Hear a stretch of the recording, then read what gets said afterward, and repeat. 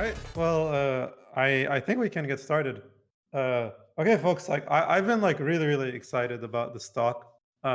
So the context behind this talk is like we've had like Karpathy develop like his own project from scratch called llm.c, where the idea was just to build like a full like pre-training library in like pure like in pure C and pure CUDA. And it sort of like took our Discord group by storm. There's kind of like a few like new regulars, like Arun, who've just been, I've certainly been like learning a lot about like their CUDA code. And then basically the way this talk came about was we had Vikram, who's like a regular, was a regular on our group, introduce us to Jake Hemstad and Georgy Yevtuchenko, who are going to be talking us today about porting LLM.c to basically LLM.c++. And so I would guess like the promise here would be that the code would be shorter and simpler. I think C++ is sort of like very daunting for a lot of people, but it's honestly like why I'm really excited for us to learn from like the real pros. So please everyone like, join me in welcoming like Jake and Georgie for the talk. Awesome. Very kind introduction. Thank you. So it's really cool to be here. Georgie and I are longtime CUDA nerds, and so we're excited to talk to some fellow friends about this stuff. As a little bit of background, so I've led the CUDA C++ core libraries team here at NVIDIA for the last 2 years. Prior to that, I worked on the Rapids project where I did a lot of C++ stuff there too, and that's kind of where I first fell in love with the CUDA C++ core libraries, or CCCL, as I'll probably say from this point forward, and just saw like the power they were capable and how much easier they made to do certain things when you're building like a real, CUDA product at the end of the day, and not like something for learning or for fun when you need to build something that like actually solves problems for people and they actually use. You do things a bit differently and have different problems you have to worry about. And so a lot of the stuff in CCCL made that so much easier. And so I was like, hey, I should go work on this to make this better. And that's what I've been doing for the last 2 years. And so we're really excited about having the opportunity to uh, let people know about these libraries. And they've been around for a long time, and but haven't been as advertised historically. So we're here to change that. And so with that, Georgie, do you want to advance the slide for me? So the first thing we should talk about is just like what is CCCL, or what is in it. And the tagline that I like to use is that we make CUDA C++ a speed of light delight. And what that is supposed to mean is that we can have both high performance bare metal performance and still have higher level conveniences that eliminate some of the tedious or error prone pieces of the language. That C++ and C are far from perfect languages, but they're the thing we got right now. And so we try and work the best we can within the confines of what C++ gives us. Um, And Jake, will so you to, be sharing these slides afterwards? yes, absolutely. Awesome. Um, and so there's a handful of things that are encapsulated when we refer to CCCL. There's Thrust, which is the oldest of these projects. Um, this is kind of high-level CPU, GPU parallel algorithms. It is actually what inspired the addition of parallel algorithms to C++ in the C++17 standard. The authors of Thrust were key in bringing that as a standard feature to the language. Cub, which is a kind of a lower-level algorithms library. It is CUDA and GPU specific. It is what is used to implement a lot of Thrust GPU backend. lib2++, newer of the three. This aims to do largely two things: provide a heterogeneous C++ standard library, so things like std_array, std_atomic, that work in both host code and device code, and then really core hardware feature abstractions. So some of the latest hardware features in Hopper, for instance, like TMA, we have abstractions that target hardware-specific features there.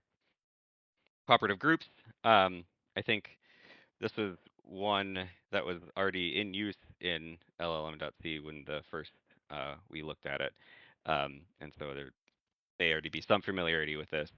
But it is kind of at a similar abstraction level to Cub. And for, warp level, block level, sub warp level kinds of things. And then finally, NVBench is a separate project from the rest of these, and this is our benchmarking library, very similar to Google Benchmark if you're familiar with that, but just made aware of GPUs and CUDA and how to best practices for performance profiling of kernels. And the table kind of summarizes the things they provide and where you can find them. So Thrust, Cub, libq++, cooperative groups, these things are all actually shipped as part of the CUDA toolkit. And the first three are available on GitHub as well in the CCCL repo. These have been part of the CUDA toolkit for a while now. We do support using it from GitHub if you want to like use a newer version than your CUDA toolkit has. That is something we support. But if you prefer to have simplified dependency management, just using it straight from the toolkit is the easiest way to do that. So it's right there and available, just like std string is or std vector is when you're using your normal host compilers. All right, next slide. And so I told you what's in CCCL, but I also want to try and help form your mental model of what it's used for. Why is it useful to you? Why should you care? And one of the ways I can try and convey this is if you're familiar with just standard C++, that it's really the combination of two things. It's the C++ language, which is the thing that defines how you write a function, how you write a class, etc. And then there's the standard library, and that's where std vector, std string, std cout, all of those things are provided.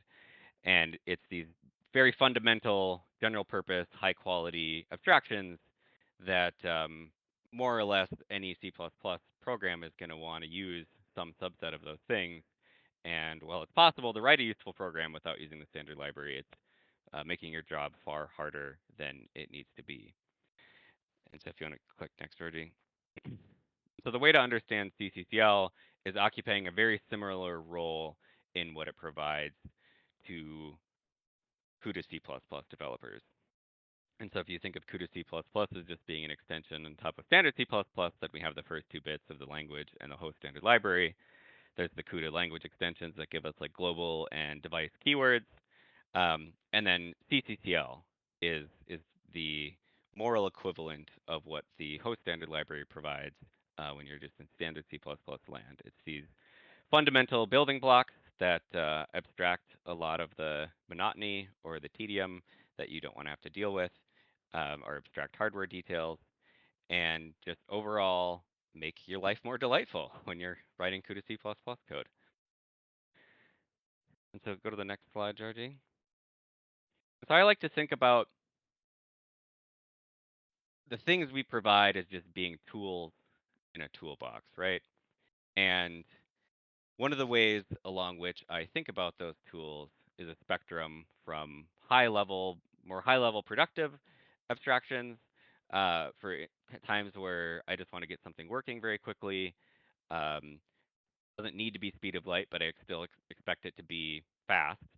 And for the other end of the spectrum of lower level, it requires me to worry about more details, but I get more control. And it's always this trade-off kind of between these two ends of the spectrum. And it's always about finding the right tool for the job at hand. That we're not here to really prescribe what the best tool is for you, but instead give you the tool that you want when you go to reach for something that you don't have to make it yourself. It's just there and ready for you to use at whatever kind of level you're programming at. And so starting on the higher end of the spectrum, if you can advance, we have Thrust, which provides many different things. These are probably three of the highlights. Provides containers, like device vector and host vector, very similar to std vector. It provides parallel algorithms that can run on, in parallel on GPU or CPU. And then fancy iterators, which Georgie will get into a little bit later, that really enhance the power of the algorithms.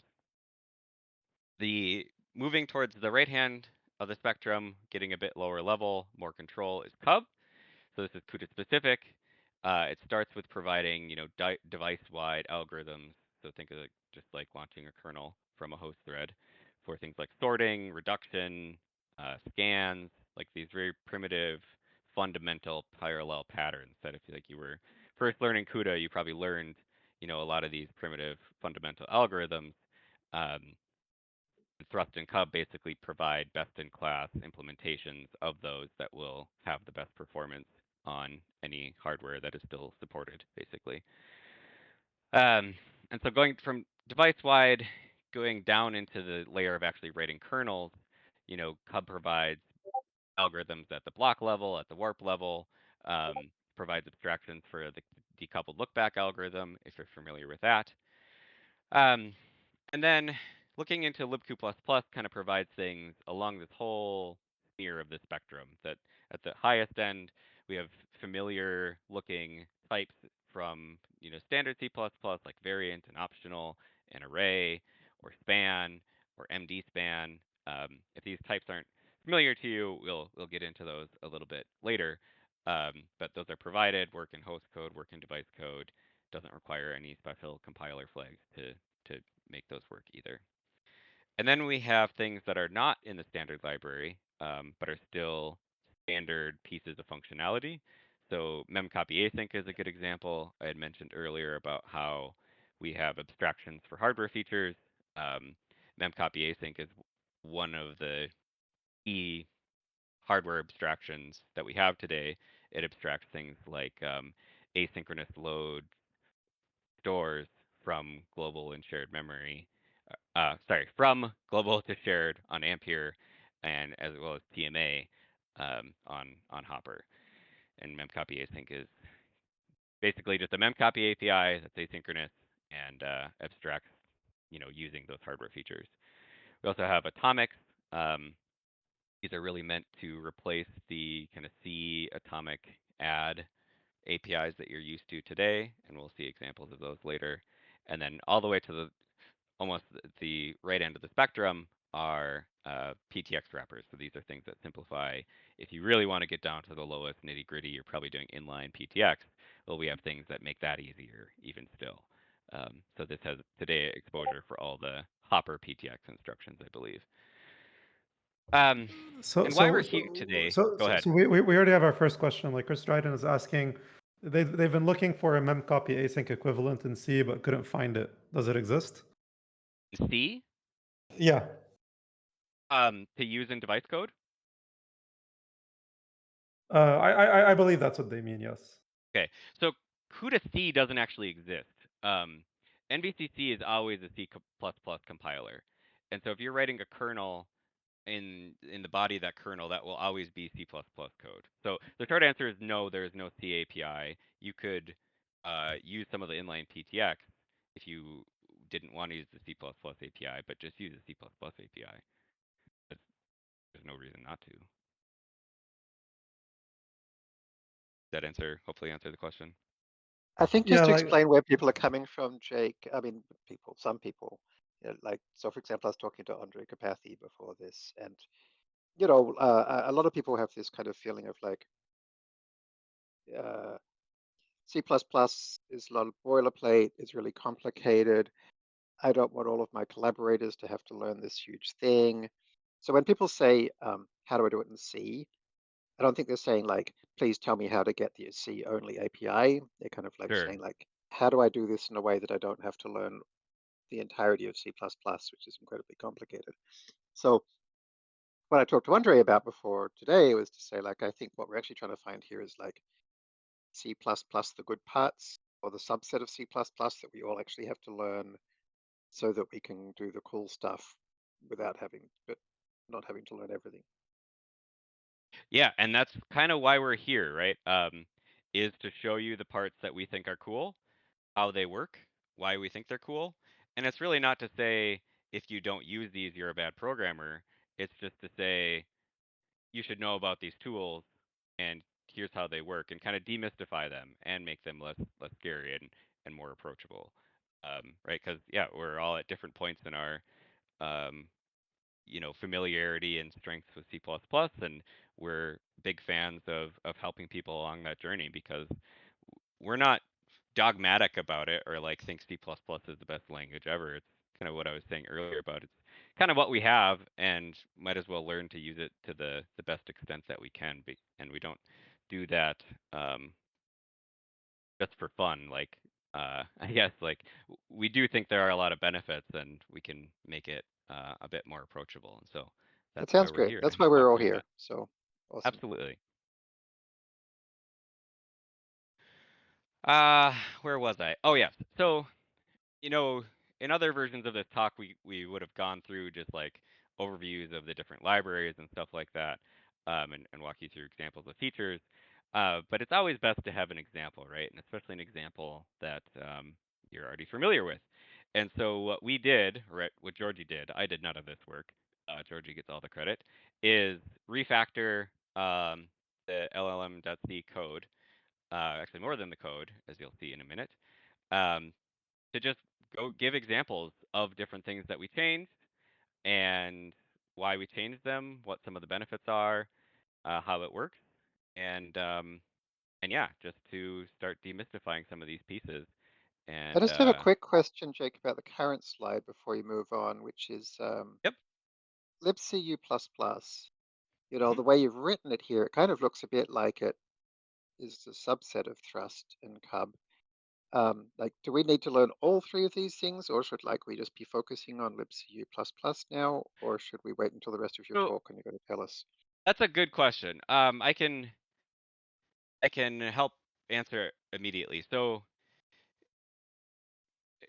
the CUDA C++ core libraries is a collective name for the combination of these things.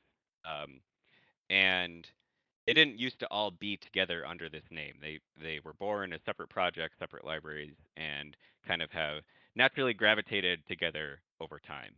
And our long-term vision is to literally unify them into a singular thing. But I think that's a goal we're going to approach asymptotically. Like I don't know if we're ever fully going to get there, but we're getting closer every day. And the way the mental model I find helpful to tell people is to think of Thrust, Cub, and libcu++ as three different namespaces in the same library. Don't think of them as separate libraries. And that over time, that's going to become more and more true that they're not separate. Because like Thrust and Cub for years now have been inseparable. And so that's just going to continue to happen. To answer your question, Jeremy, it's think of it less as learning three different libraries and just different parts of the same library.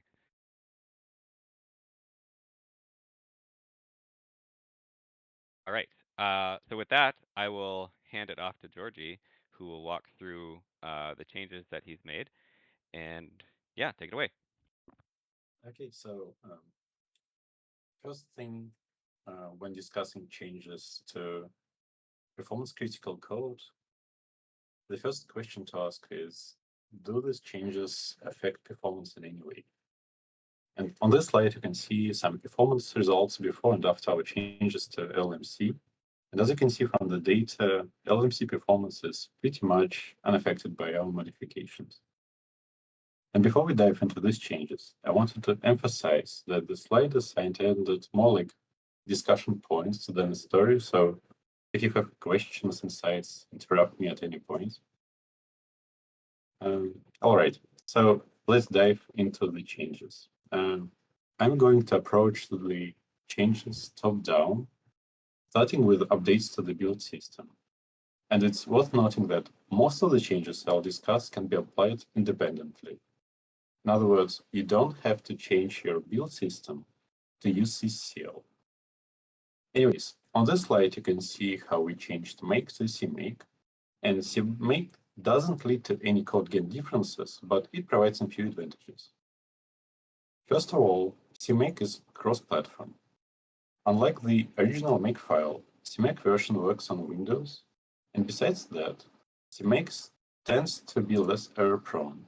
For instance, original makefile doesn't specify device architecture, so the CUDA code is actually compiled for SM52, whereas CMake emits warning about missing CUDA architecture.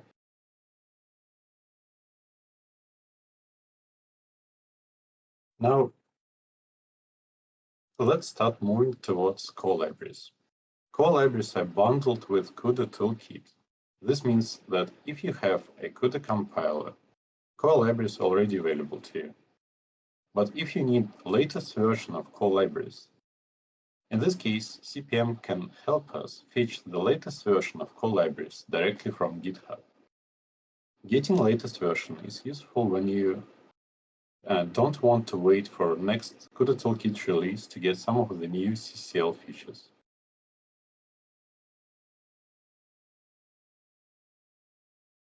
Okay. Now, we integrated the latest version of core libraries using CMake. Now let's dive into the first library, Thrust. For now, we'll focus on how Thrust can improve memory management practices. One of the immediate benefits of Thrust containers is that they manage memory deallocation automatically. This means that you won't have to worry about accidentally forgetting to deallocate memory. But let's move to less obvious advantages.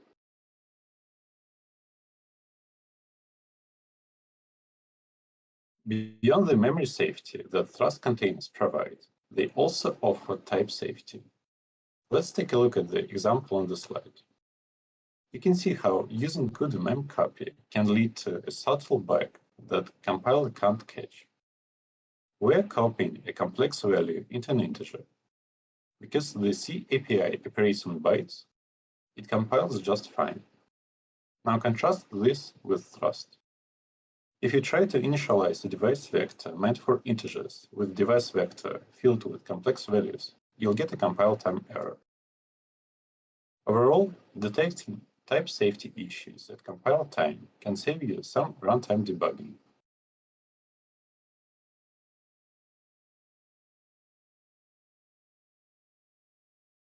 But improvements are not limited to type safety.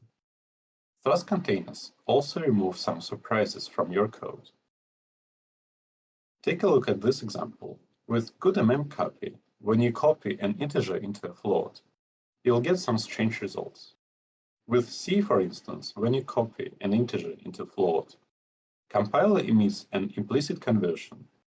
But instead of conversion, CUDA memcopy is just copying bytes, so the resulting float might have nonsensical value. Thrust containers handle this much more intuitively. If you initialize a float container with an integer, container elements are properly converted. This kind of predictability eliminates a whole class of potential bugs that can be tricky to track down.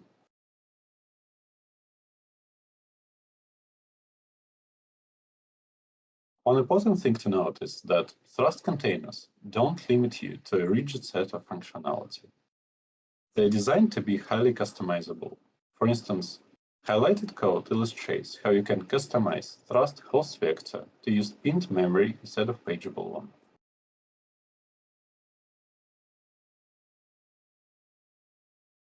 Now let's move on to algorithms. The llm.c code on the left contains a bug that's hard to spot. There are actually two problems with CUDA memcopy. First of all, the value that's passed to CUDA memset is assigned to each byte, not each element. Besides that, CUDA memcopy accepts values as integers, so the incoming float is implicitly converted to int. Looking at the code, mean is always less than 1, so the value is rounded to 0 and the resulting memory is filled with zeros. It'd be challenging to introduce this kind of bug using Thrust fill n.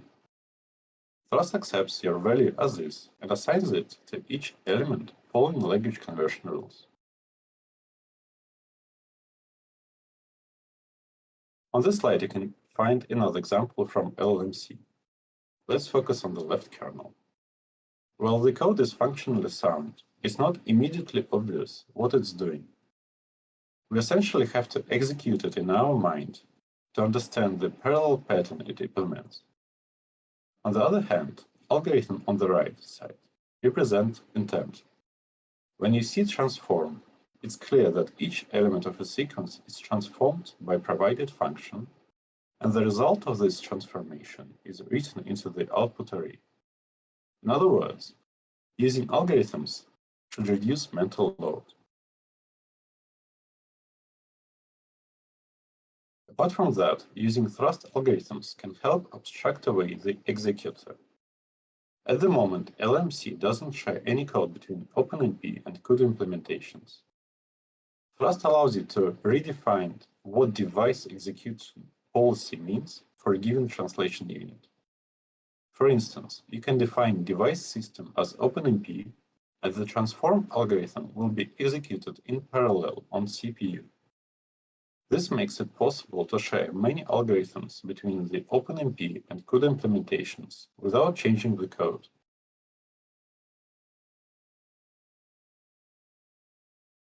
Moving on, the kernel on the slide is a good example of using hardware-specific features. The kernel utilizes streaming loads to make sure that the data resident in caches is not evicted by the loading data that's likely to going to be accessed once. When transitioning to thrust algorithm on the right, initial thought would be that we have to abandon this low-level feature, but this is not the case.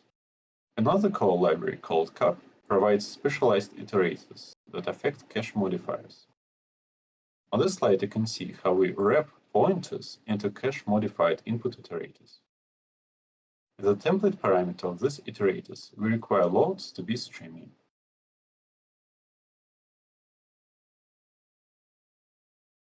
One of the advantages of iterator-based approach is that it works with any type, not just built-ins. On the slide, you can see how cache-modified input iterator is used to load complex values. Apart from that, caching modifiers is not limited to streaming loads. On this slide, you can see how we load data using non-coherent cache. For instance, this can replace restrict annotations on kernel parameters.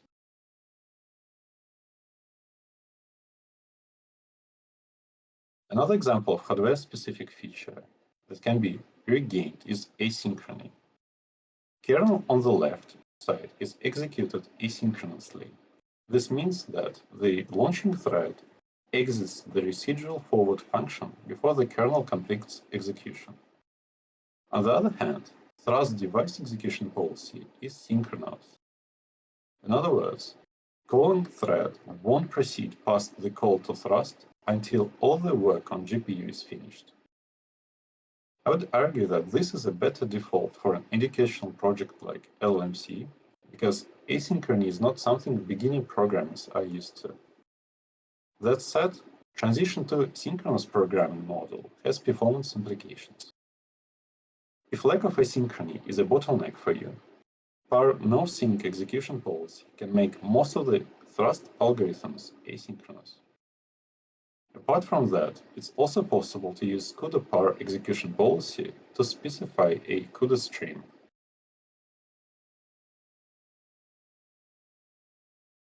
So we have a question in the chat, which yeah, is sure. about whether with thrust, does that mean that we don't have to write CUDA kernels anymore? It's not exactly like that, but in majority of cases, when you can implement kernel as an algorithm, yes, that's the case. If you need something like shared memory in the kernel, then for each or transform wouldn't suit you, because there are no guarantees on how threads are mapped to tasks, let's say. So as a reference, in LMC project, I reduced something like 15 kernels to 3 that actually has to be kernels. So I see another question from Peter in chat. Like, basically, how does Thrust know the best grid and block size? I'm also going to throw in like my own question, which is like, to me, a lot of this, like when you say like something like you don't need like, is it better not to have explicit control over shared memory in this use case? Like, as in, is the programming model closer to something like Triton, or like, is it still helpful for people to think about their programs? Like, is it still helpful to think about shared memory if you're writing kernels in Thrust? So I think the answer is close. If you are trying to implement a generic algorithm with your kernel, then probably it would be better to use thrust or cup. That would take care of shared memory, vectorized loads, etc. for you. But if you need shared memory explicitly, like for your algorithm, and what you're trying to achieve is not something usual, I'll get examples like that later, but then you write a kernel. For question about block sizes, etc., it's quite close, the answer, because we tune algorithms extensively on our end, so you don't have to select block sizes, items per thread, caching yourself. But this applies for generic algorithms again. So if you want a softmax kernel, you probably won't find it in Thrust and won't be able to implement it using for each. But if you need a transformation, reduction, scan, sorting, stuff like that, you can expect better performance from Thrust in most cases. We have a work that is happening right now about actually letting you specify block sizes and different tuning parameters as the Thrust API, but currently you can't do that. So if you wanted to implement something like flash attention, where you're doing things tile by tile, you know, and you've got softmax in there and stuff like that, you wouldn't be using Thrust for something like that? I would probably not, but I would use different abstractions I'll get to. So I think I have layer norm kernel example later that remains as a kernel. I guess related to that are reductions. I see Jake already answered in chat, but like Austin is asking, do thrust reduction abstractions implement parallel reductions automatically? Yes. And it's done for both CUDA execution policy, OpenMP, TBB, sequential, like you can expect parallel implementation there.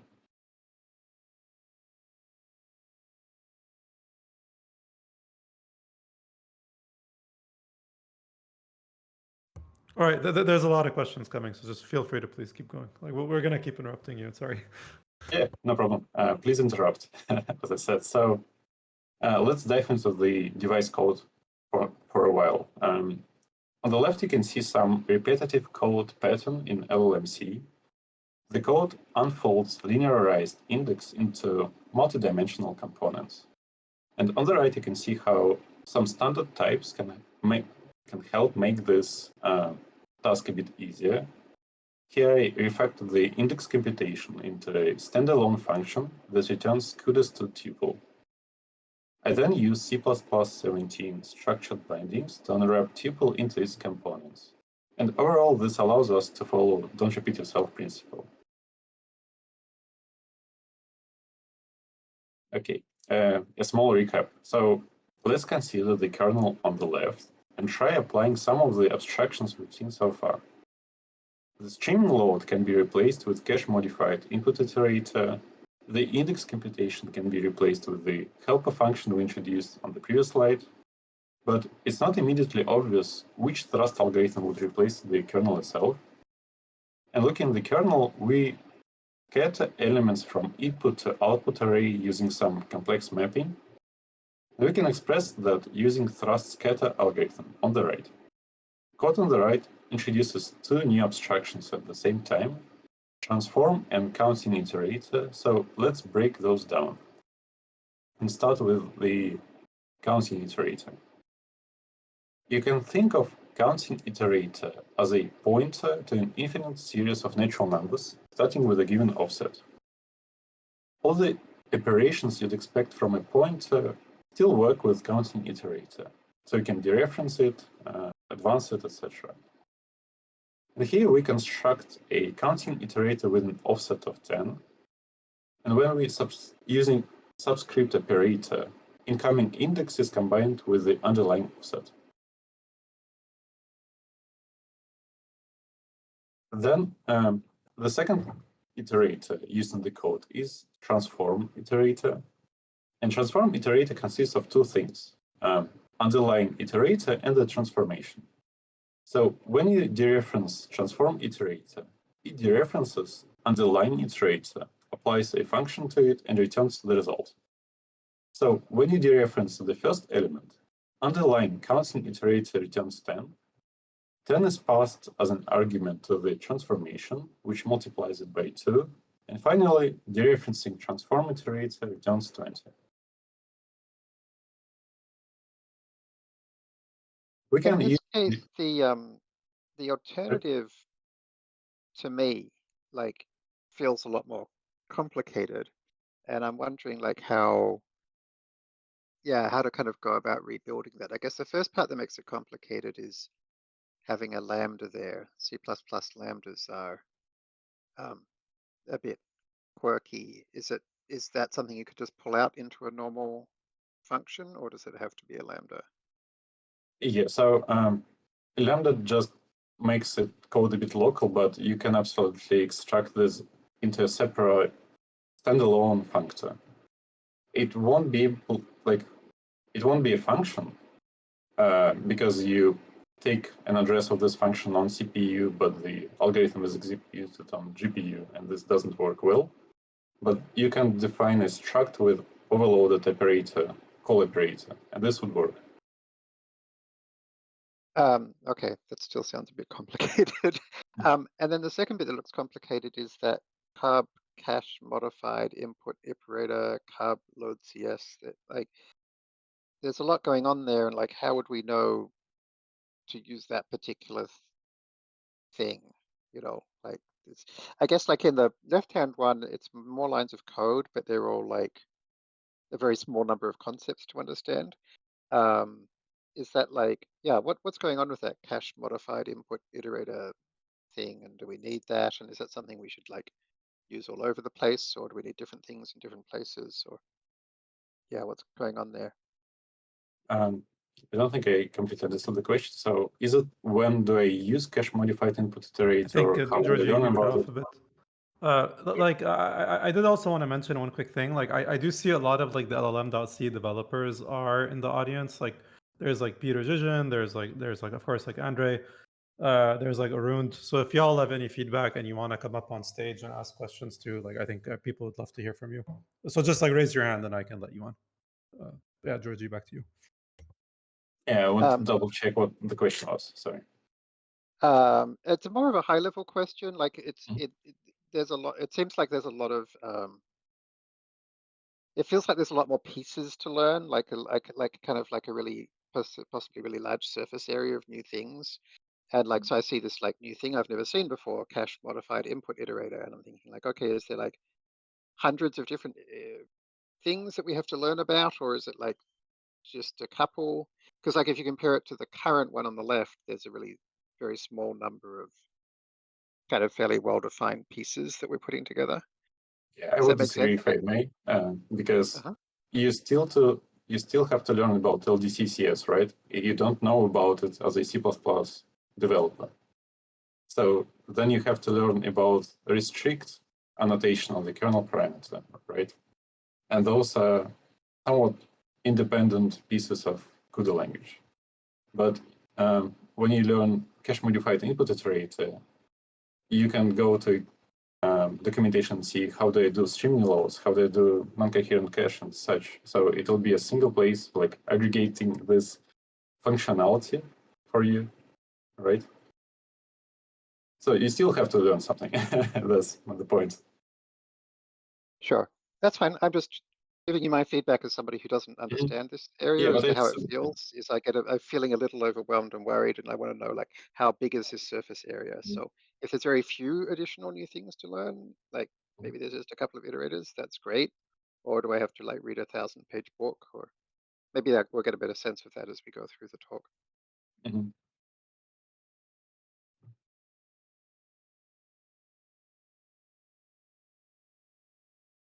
Are there any other questions, or we should proceed?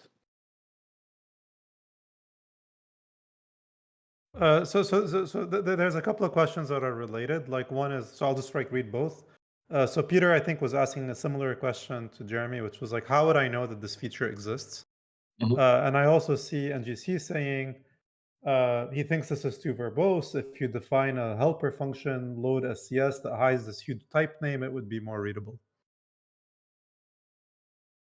So for how would you learn about that? I think the answer is you would go to CCL documentation and familiarize with the facilities we provide. Or alternatively, attend this talk where I try to explain these abstractions. For verbose question, there are two parts of it, right? There is more text, I agree with that. Like it clutters the code a bit. But having something verbose means you don't have to imply that the person reading this code knows what LDCS is, right?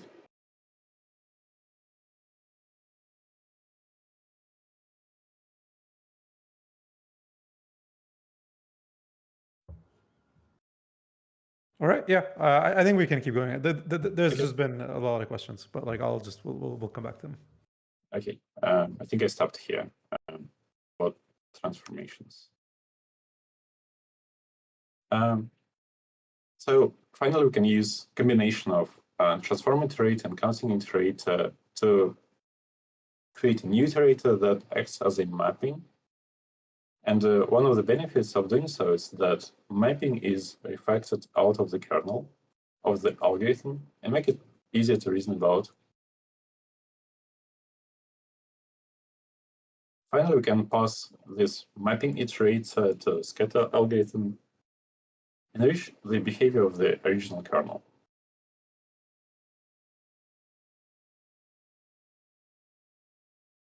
Okay, so returning to the device code. I wanted to discuss the permute kernel. On the left, you can find some complex computations, which essentially implement a multi-dimensional indexing.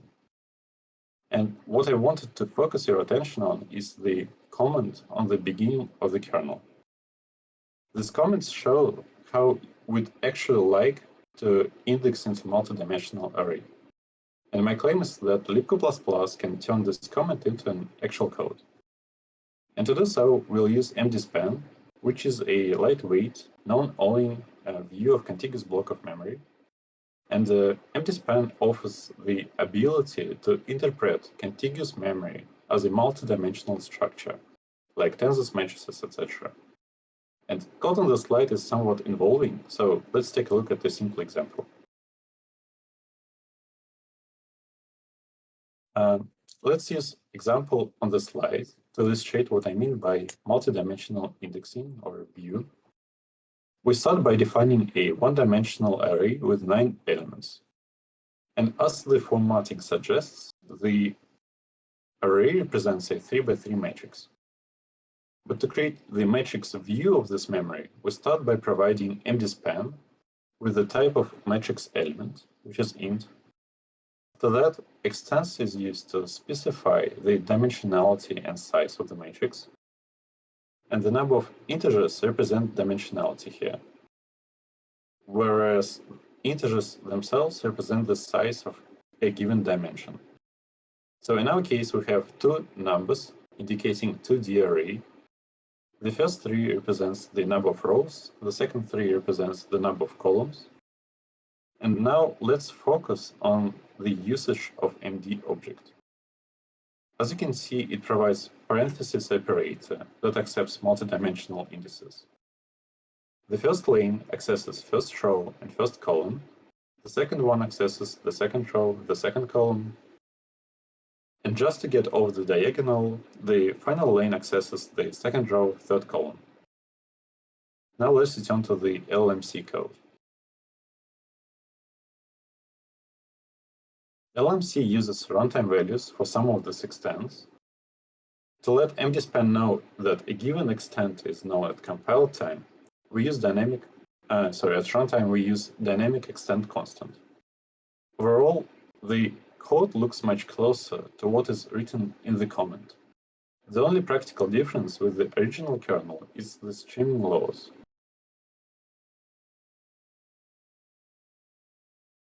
And to eliminate this difference, we can take advantage of the MD-span flexibility. MD-span abstracts the way underlying memory is accessed. On the slide, you can see an example of accessor that streams loads when invoked from device code. To distinguish between the cases when a given function is invoked by host or device, we use another libc++ facility, NVtarget. NVtarget is essentially an if statement. When the code is executed on the device, true statement is selected and we get streaming loads. When the code is executed on the host, false statement is selected and we use regular loads. Overall, the computational part on the right looks clean, but declaration of MD-spans is a bit cluttered. The recommendation here is to create domain-specific type aliases. On this slide, we use output, weight embed, and position embed tensors. And ideally, we'd accept these types as function arguments, but I wanted to illustrate that all these abstractions we discussed today can be applied locally, and we don't force you to rewrite the whole project. That's really helpful seeing the more concise version there. One thing I noticed here is you've changed from, I think, the thrust for each to cub device for bulk. Are they doing the same thing or are they different? Yeah, so thank you for noticing that. I forgot to discuss this. So thrust, the mental model for thrust is that thrust is an executor selector. So it can abstract where this algorithm executes on device, host, OpenMP, stuff like that. It doesn't necessarily implement the algorithm inside. So for all CUDA-related stuff, thrust is built on top of cub. So things like thrust for each, thrust transform, we'll use cub device for. I just wanted to illustrate that you can use cub directly if you want CUDA-specific features. So unlike thrust, cub is asynchronous, so it's like launching a kernel. No difference there. It will release control flow immediately. You can use graph capture, stuff like that.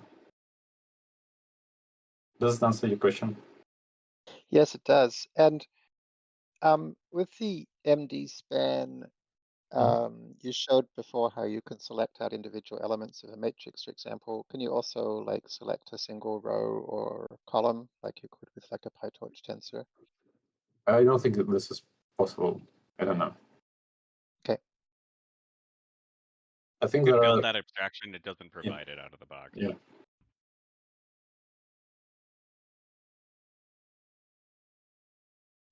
I think there are sub-MD-spans that you can create as some mappings into MD-span and use them like as a single linearized indexes.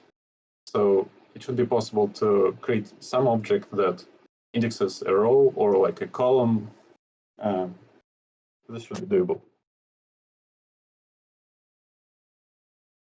Okay. We discussed MD-spans, cup. Okay. So another technique that I wanted to mention is kernel fusion. And there is a lot of code on the slide, I understand. So let's focus on the original code for now. The code on the left. Here we start by applying logarithm to probes, then write the result to losses array using some complex mapping, and then we copy losses to the host memory, and then CPU reduces the host copy of losses to compute mean. One observation here is that losses are not used anywhere else in LLMC. That means we don't have to materialize losses in memory. And code on the right builds on this idea, implementing the logarithm and permutation as an iterator. We can then use this iterator as input of thrust reduce so that permutation and transformation is fused with the reduction kernel itself. So still complex, I understand. Let's take a look at the visualization. So sorry, Georgie. Before you go to the viz, do you mind just going back to the code? Yeah. So here, like, yeah, I mean, like, I quite like the code on the right. Like, it looks very functional. Like, I can imagine you have like arbitrary pointwise functions, and they're all iterators. Like, that all makes sense. So how do I know that this is fused though? Like, looking at this, Mhm. like, is it just like automatically taken care of by the compiler, or am I explicitly saying batch these things into a Mhm. single kernel? Yeah. So good question. Thank you. By default, thrust will not materialize any of the iterator values. So that means thrust reduce kernel doesn't really distinguish between pointers and iterators. It will just dereference it. And since this permutation and counting is done inside dereferencing of a iterator, the dereference happens on the device, and therefore the kernels are fused. So there's no actual like extra kernel to materialize that. So very interesting. Thank you. Mm-hmm. So let's turn to the visualization. Here you can see how current code materializes permuted and transformed data into D losses, then copies it to the host H losses, and then reduces it to the host on the host. So on the other hand, CCCL-based solution does all of that as a single reduction kernel on GPU. One of the advantages is that only a single float is passed through PCIe, as opposed to the current solution that copies the entire losses array. And note that permutation is not strictly needed. It's more for illustration purposes, like how you can achieve the same behavior. Okay, returning to the device code. I noticed that LLMC is using atomic intrinsics, and although the usage is absolutely correct, I wanted to mention a few advantages of libq++ atomics. First of all, libq++ atomics are not limited to a subset of built-in types, but most importantly, by looking at the original code, again, it's hard to tell what's the scope of this operation without looking into the CUDA programming guide. Same applies to the memory order. Contrast this with the libq++. libq++ allows you to explicitly say that you need relaxed atomics at device scope. And for those who are not familiar with the whole idea of thread scopes, let's recap. On this slide, you can see all threads of a given system. It includes multiple thread blocks, multiple GPUs, host threads. When a given operation is annotated with thread scope block, all threads of a given thread block can interact. For a thread scope device, threads of any thread block can interact as long as they're on the same device. And finally, any thread of a system can interact when thread scope system is used. Apart from that,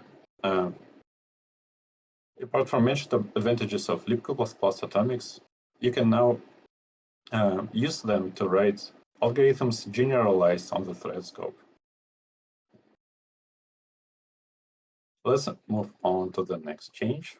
The layer norm kernel on the left assigns a warp to process a single row of a matrix. Since rows can be quite large, this assignment leads to each thread processing about 27 items. This might be too many to efficiently cache X in L1, and to reduce the items per thread ratio, we can either decrease the number of columns or increase the number of threads. So since the number of columns is fixed, let's try to increase the number of threads. The problem here is that CGReduce doesn't scale past the warp size. Fortunately, CAP provides block-level cooperative algorithms like block reduce, and this allows you to assign up to 1024 threads per row, decreasing the items per thread ratio.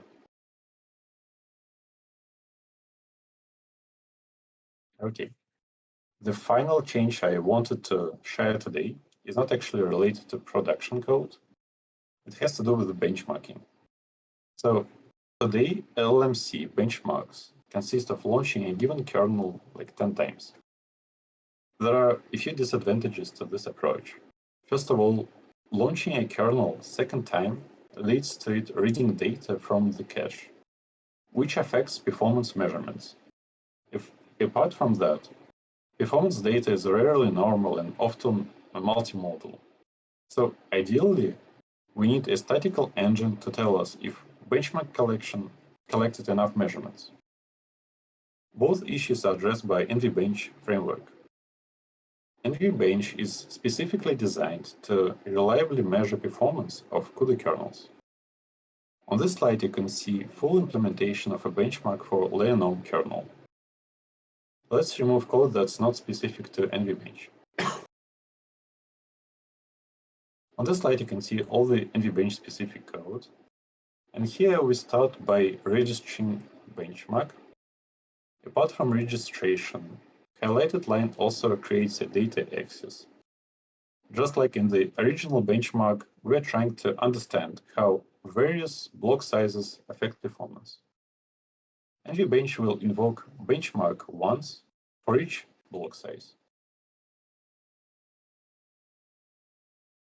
We then start the benchmark by reporting the number of bytes the kernel is going to read and write.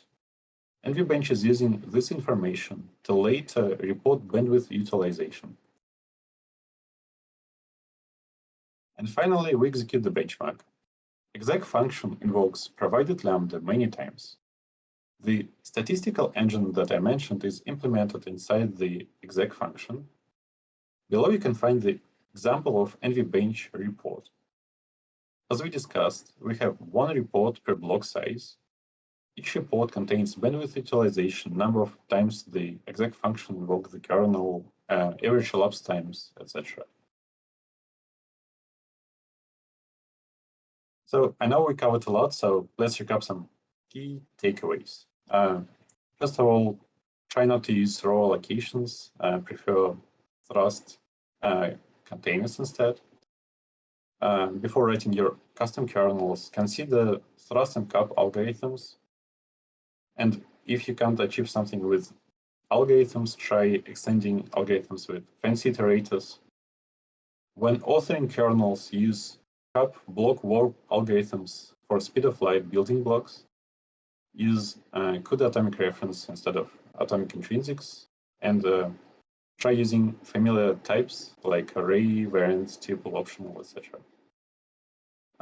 General advices are use CMake for convenient and robust CUDA C++ build system, use NVBench for statistically sound CUDA benchmarking, and MDSpan for multidimensional data.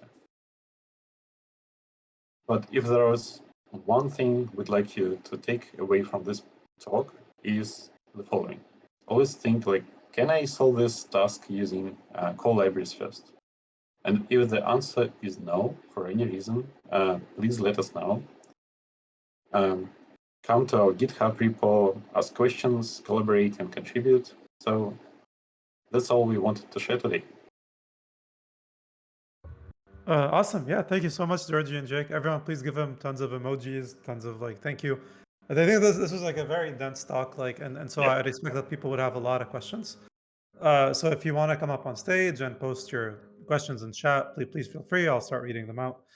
Georgie, I guess I'll start with one question I had, which was, so I noticed like you mentioned like NVBench for like better statistically sound benchmarking. I've been bit by this trying to write my own benchmarking CUDA code. And then once I started using NCU, life was a bit better. So I'm sort of curious, like when do you reach for NVBench versus NCU? Yeah, so that's a very good question. Let's return here.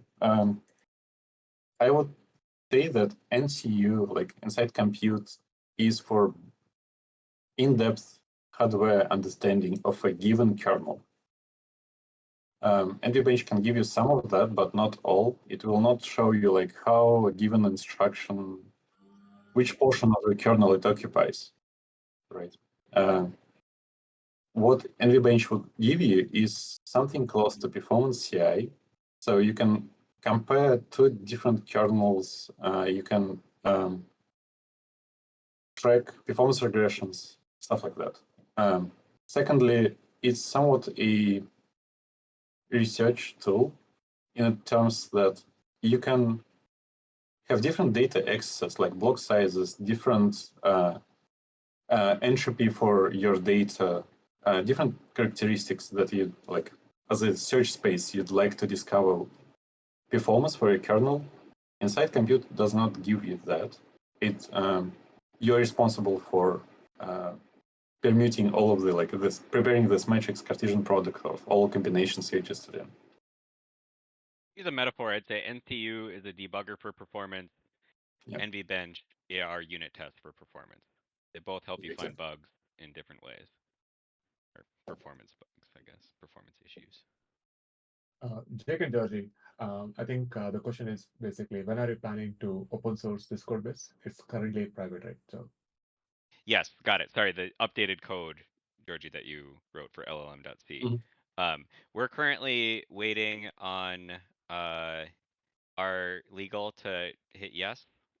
It's just slow. We're not anticipating anything, but they get grumpy at us if we put code out there without getting approval first. So since this was fairly short notice, that's still happening, but I expect that to happen by next week. And yeah, we'll open a PR with as much or as little of this as wanted. And yeah, look forward to having more conversation and discussion about different changes and stuff in that PR as well.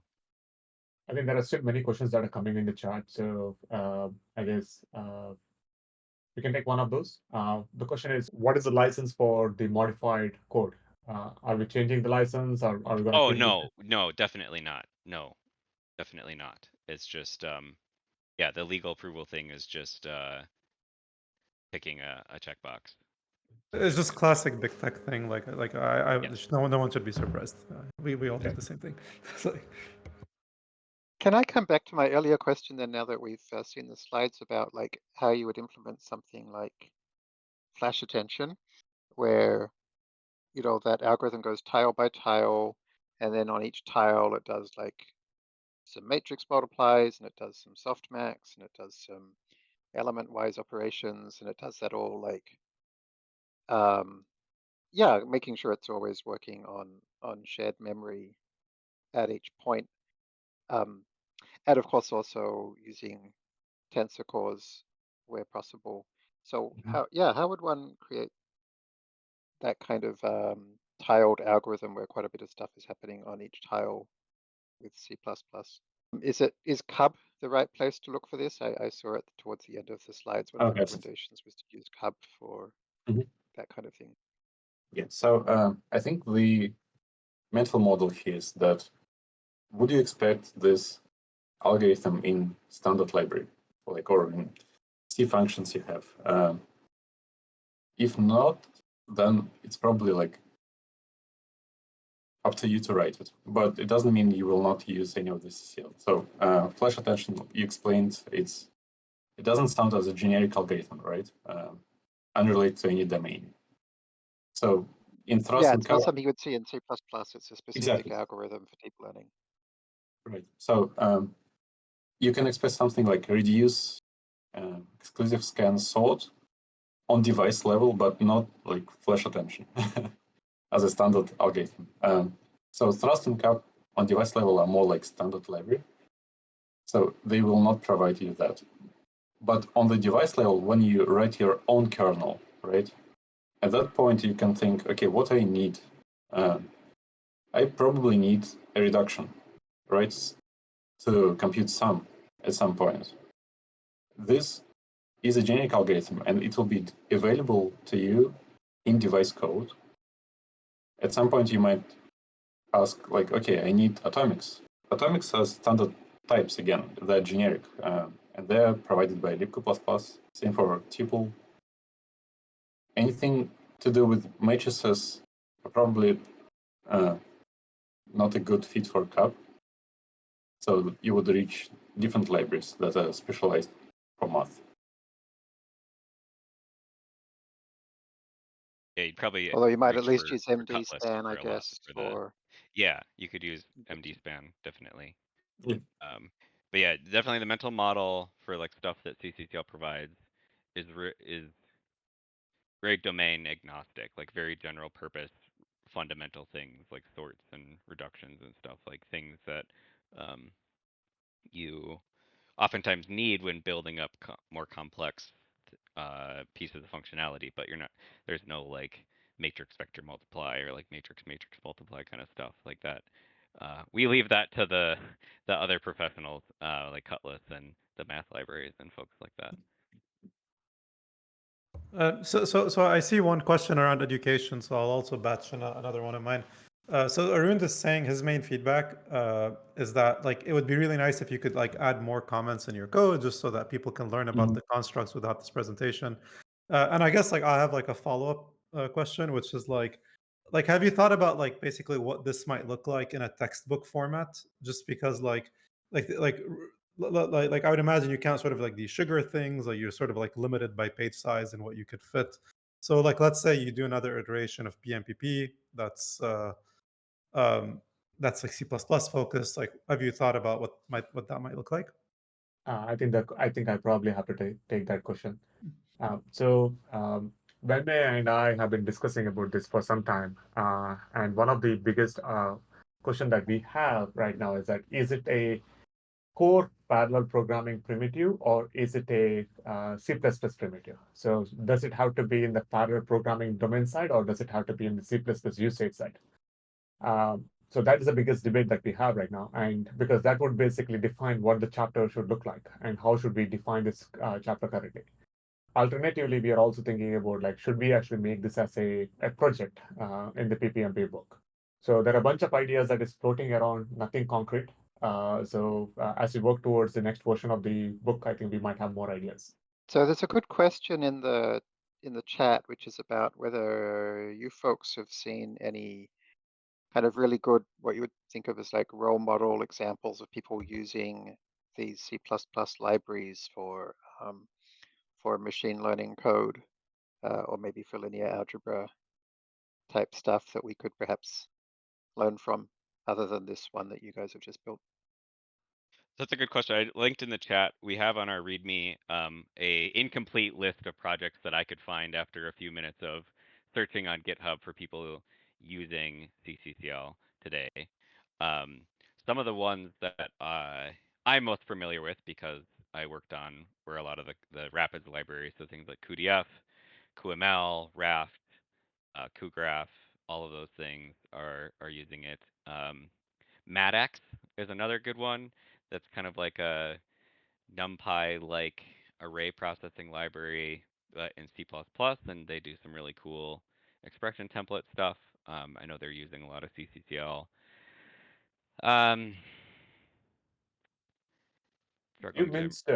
You missed PyTorch and TensorFlow too, right? Yes, yep. It's being used in PyTorch and TensorFlow. Like especially I know like the sorts and scans and reduces are being used there. CuPy, sorry, that's another really good one. Like CuPy is like a GPU NumPy, and many of the array level APIs are actually implemented with Rust. That CuPy implements a layer, Python layer, basically on top of Rust today. So some other things in CUDA also require handles. Kublas, Nickel, I believe there are some others. Those also have the same forget to call free issues. Can those be simplified by CCCL?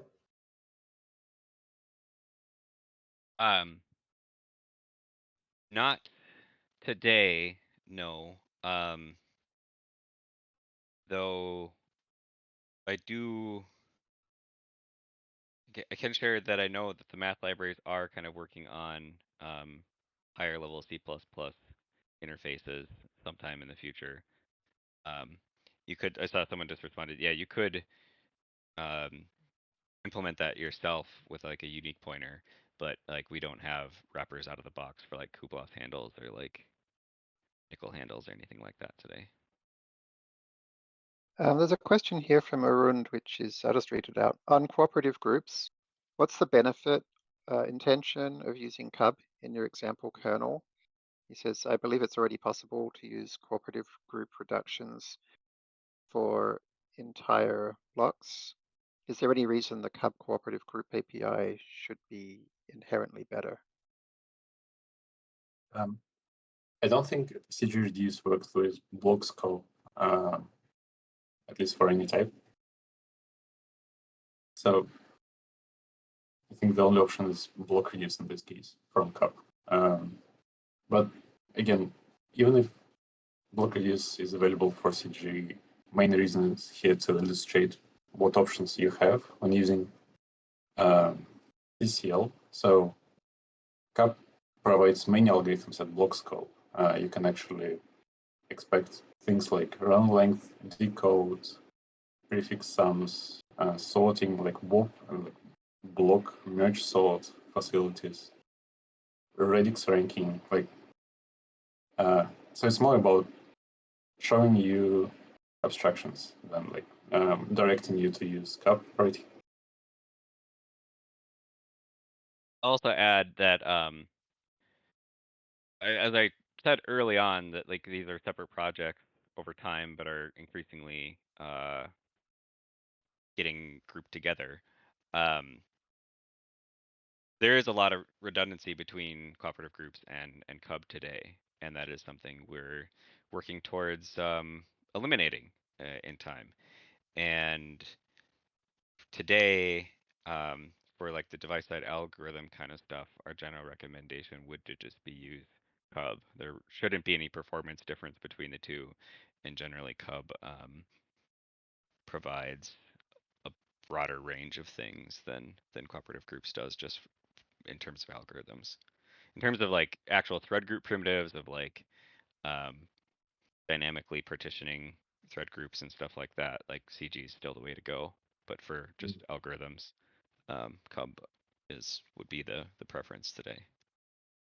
It's also one of the distinguished factors is that CUB is generic API, so it will work with many types again. You can put tuple variant, anything as argument types, whereas CG works with built-ins. Good question here is, were you able to use NVBench to increase performance over llm.c?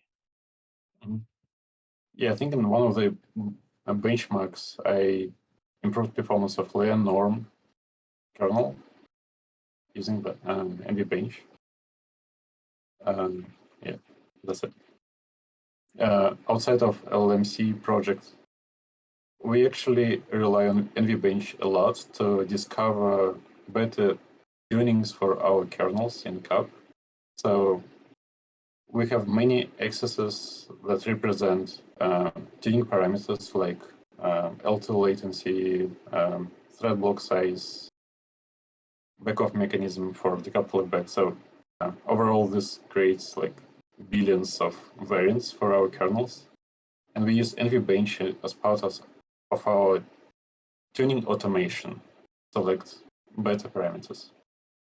And we were able to discover something like 70% speed up for some of CUB algorithms using this approach.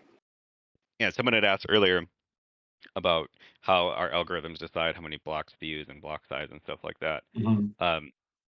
And you had answered it well at the time, but too modestly perhaps, that a lot of work is put into that, and it's work that Georgie has done.